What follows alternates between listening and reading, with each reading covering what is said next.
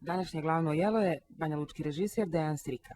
Pa eto, moje ime je Dejan Strika, star sam 26.7. godinu, znači 77. godište. Recimo, nisam neki pretjeran gurman što se i vidi na meni ili na mojoj kilaži, ali recimo da specijalitet moj veoma kreativno je krompir koji mogu da jedem i konzumiram na, kako kažu, 1001 način. Bavim se režijom. Ja se zovem Ilić Milutin. Rođen sam 19. oktobra 1945. u jednoj trošnoj, a poštenoj kući u Ilićima kod Motika. Bio sam četvrto i najstarije dijete u seljačko-udarničkoj porodici.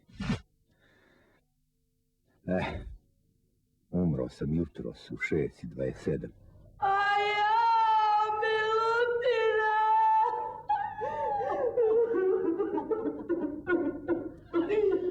U snu.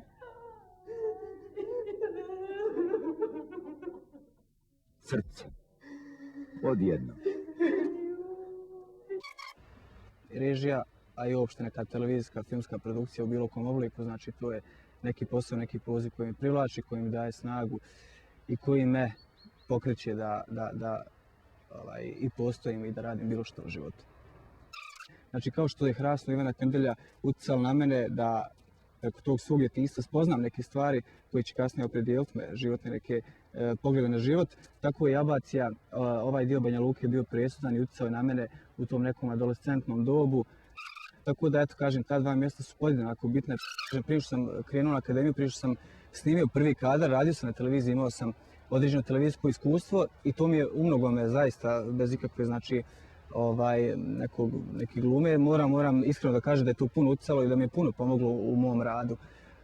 Da je, nažalost, u ovoj našoj zemlji alternativa, kultura sama po sebi alternativa, znači.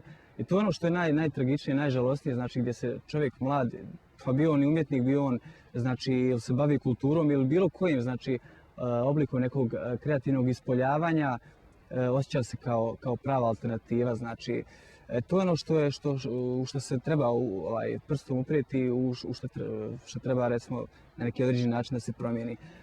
Meni to lično odgovara, ja sam ipak više za neku alternativu u svakom obliku, znači ne samo i u filmu, i kao filmski, znači, stvaralac, a i kao filmski gledalac i filmski kritičar, pa i u muzici, i u slikarstvu, i u svakom, znači, obliku umjetnosti i kulture više potenciram, više cijenim alternativu nego taj, nazovemo, mainstream.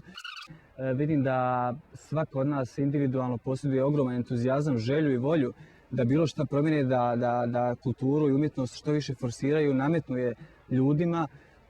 Tako da, kaže opet iz našeg ugla, mi to možemo promijeniti, želimo, ali potrebno da to nekako kolektivno uđe u svijest svih ljudi.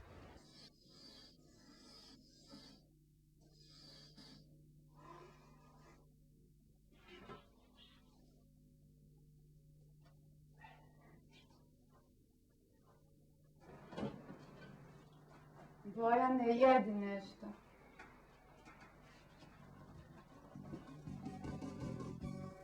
Sine, stani da te vidim, majko, jediš? Ne žurim, možda dođem brzo. Ako ne dođem, otišao sam u grad.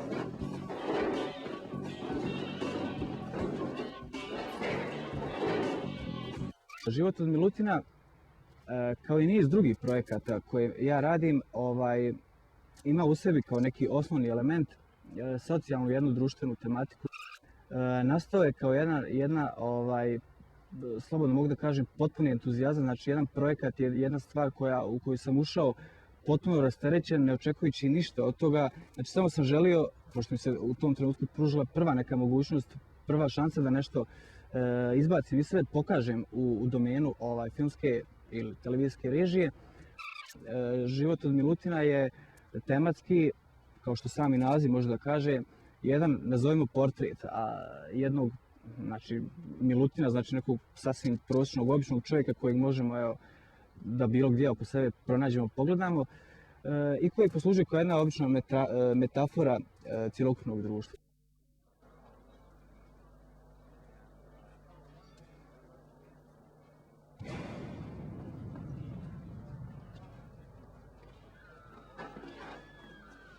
Jesi malo? Evo me. Evo će biti frka, imam samo 5 milja. Po dogovoru. Treba će mi još. Polako, polako. Nemaš frku. Povjerenje. Kao što je bio slučaj u životu od Milutina, i u linijama sam se okrenuo i neku akcenat stavio, naravno, također na socijalnoj tematici. Međutim, ovoga puta sam malo približio se svojoj nekoj generaciji, kako su nas nazvali, generaciji X, koja se u tom filmu, znači, suočava sa problemima koji su bliski toj mojoj generaciji, kažem. Međutim, ono što je karakteristično i što je, po čemu je specifičan linije, su u tome što se ovoga puta je u centru pažnje grupa mladih ljudi koja se susreće sa surovom svakodnevnicom kakva jest, nažalost, u našoj državi i koja na neki svoj način pokušava da ili pobjedi ili se prilagodi ili da okrene leđa toj surovoj realnosti, naravno svak na svoj način. Kriminal, korupcija, narkomanija. I ono što je, recimo, možda i najjača poruka i što je suština tog filma je da upravo neka socijalna poremećenost, znači, tog društva je uslovila kod njih, znači da oni uđu u to sve, iako naravno svaka realno razumna osoba ne bi se upustila u to sve. Međutim, recimo, oni u falsifikovanju novca, u preprodaji droge, u nekim sitnim stvarima, kriminalnim naravno stvarima, pronalazi način u takvom okruženju, jedini, znači, način vide da preko toga dođu do određenog, znači, novca, određene sigurnosti, da bi mogli da, nažalost, odu odavde. Žao mi što im je sudbina na kraju bila takva da su svi tragično završili, da nisu ispunili taj svoj cilj. Međutim, opet kažem, to može da bude jedna poenta, poruka da se ipak počne na vrijeme razmišljati i da se na određeni način to sve može promijeniti.